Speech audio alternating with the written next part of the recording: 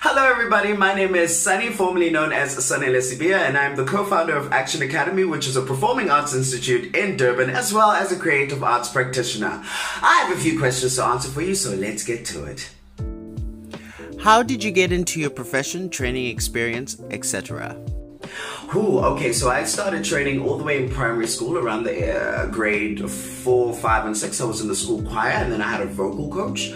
And so I've been singing since I was a little teeny bopper, and then I moved all the way up to, well, not just singing, but I primarily was singing, and then I would do like a lot of drama and creative arts and performing stuff at my primary school. And then we moved on to high school, and that's when I really dove into performing. I got into the KZN Youth Choir, so I was still utilizing my voice, and then I did a couple of school musicals, and then I did a couple of school musicals, and I feel like there's something I've forgotten, but yes, that's there. And then I moved on to collegehood and university, where I did a degree in music and drama performance studies, which was pretty great because then I've spent 3 solid years with just performing arts training, theory, just performing. That's all I was doing for 3 years, and it was fantastic. I joined the Flatfoot Training Company, where I really could polish my dancing skills. I was still singing in the KZN Youth Choir, and I also had a vocal coach from university. So in total, I had been training for over a decade. Training and performing here and there for over a decade, which is quite cool to have the opportunity to do. But yes, it all started off with me singing in front of the TV box, and I would see, people perform. By people, I mean Britney Spears, perform on TV, and I just said, I want to do that. So yeah, that's where it kicked off, and it's still going. How important was speaking good English in helping with your chosen career? Well, it is quite important. I mean, the general medium when you're looking at performing and drama is English, and that's the communication medium that the world uses. However, drama is not constricted to one specific language. There are many works in the world, including in our own country, where works are written in many languages, and people communicate in many different languages around the world. So it's not necessarily just in English. However, the international medium is English, and when you open up a play, it's going to be written in English. When you're opening up a case study, most of the time it's in English. When you're speaking to a director, most of the time it's going to be in English. When you're auditioning for a casting director, most of the time the communication is going to be in English, and you need to know how to express yourself clearly and well in English. Diction, articulation, enunciation, all of those things take time and practice so that you can step into an audition room or start working on a character and be able to fully understand and fully express yourself without there being any misinterpretation. So I think English is quite important so that everyone can get to know who you are, but I also believe in embracing your home language and any language you speak, because drama is there to help us be creative, and if you're able to be creative in your own native language, then by all means go ahead. I think it's a beautiful thing. However, I do think it is quite important for you to just have an understanding of the English language, because it can really help you out. Where have you worked? Are you self-employed, employed, or both?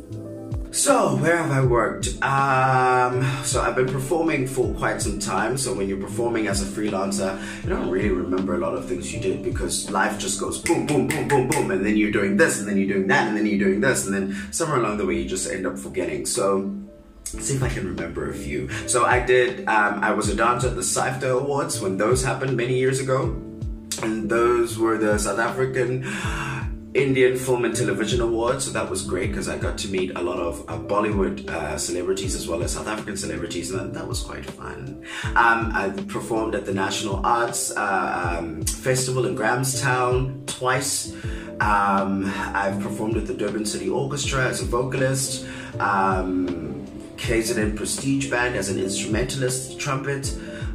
So yeah, I've had my fair share here and there with many things, but my grounded work when I started in arts education was at a company that I used to work for in Durban, and we also used to train, young individuals in the performing arts, and that's where I really fell in love with arts education. And just knowing the importance of how the arts is and just creativity is to young people, because that's how one can really learn about themselves and learn how to express themselves efficiently, and also just learn how to be confident.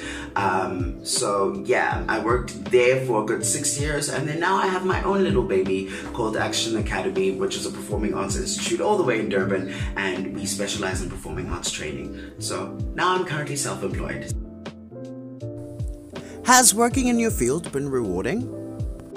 Because I work in arts education, you know, I will always meet individuals who are either drama hopefuls, you know, they've never done or experienced drama before, and they really want to give it a go because they think it's something they can do. Or you'll meet people who are just testing the waters, or you'll meet people who are completely shy and they just want to use drama to find themselves and find a voice behind themselves. And that's where the reward comes in. After many terms of training, after many years of training, many months of training, when you finally see that person blossom into the person they want to be when they get on that stage and they perform their monologue, or they're in a play and it might be the first time they're doing it, or it's their second go, but you can really see their vast improvement. That is rewarding, when someone finally is able to project louder than they used to be, because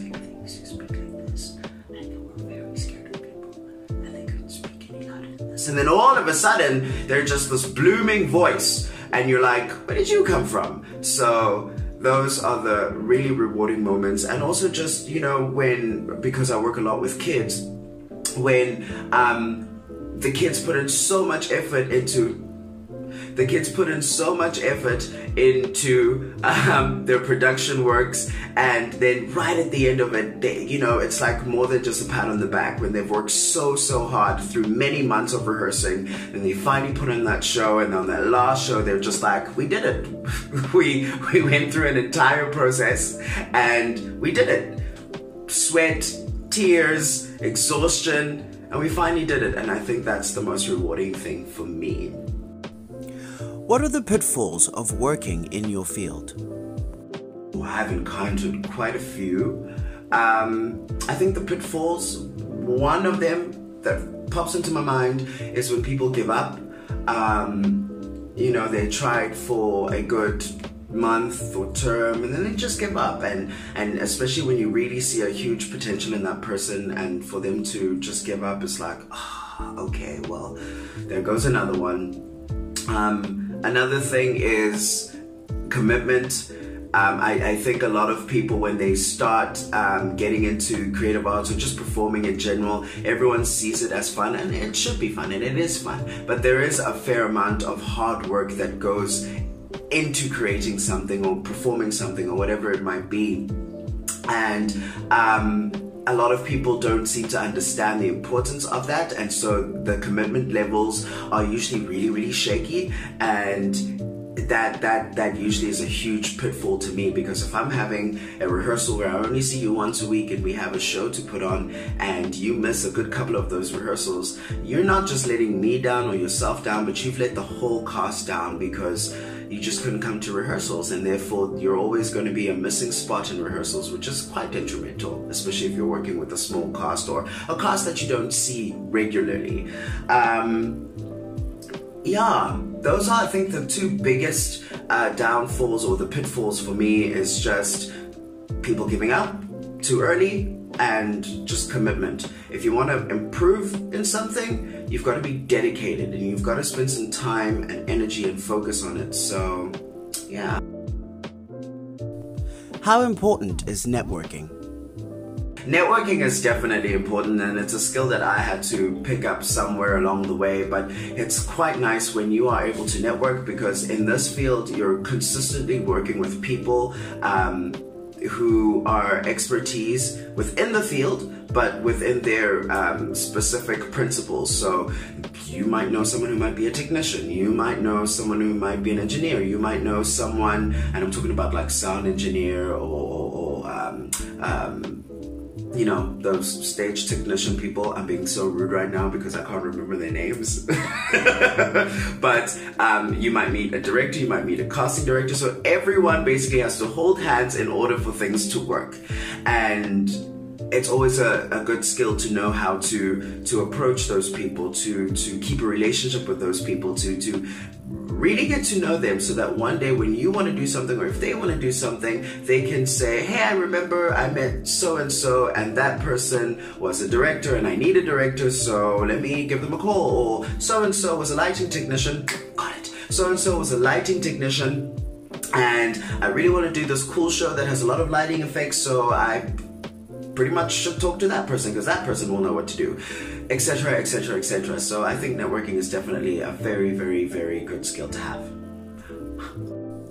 What platforms are essential to working in your area? Social media, showreels, blogs, agents, any others?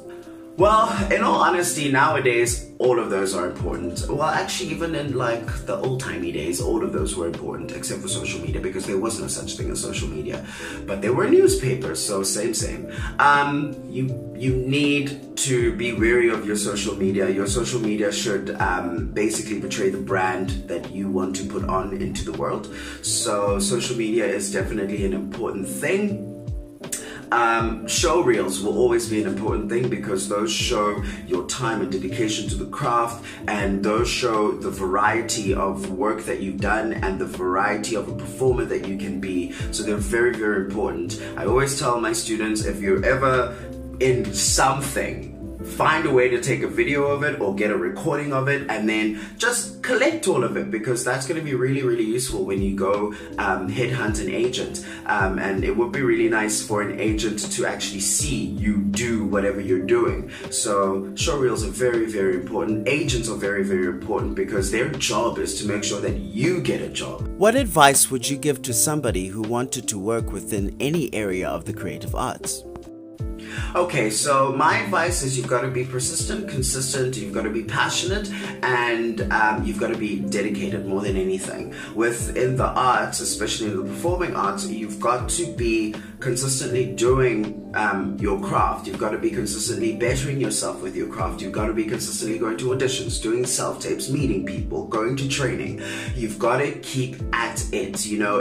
Don't put all your hopes and dreams in that one audition, and then when you don't get the role or you don't get a part, you just go, well, that's it for me, I'm never going to be an actor. You're probably going to go through 20 unsuccessful auditions to finally get through to that one good audition, and that one good audition is always a stepping stone to something better. It's not the end and do all. So when you finally get that role, you're still working, you're still wanting to be a better person, and that should always just be a step to something bigger. So it's always good to have a bigger picture as well, because if you do the same thing again and again, there's some way that you're just going to plateau, and there's not going to be much joy in what you're doing. So you want to always be thinking of ways to reinvent yourself.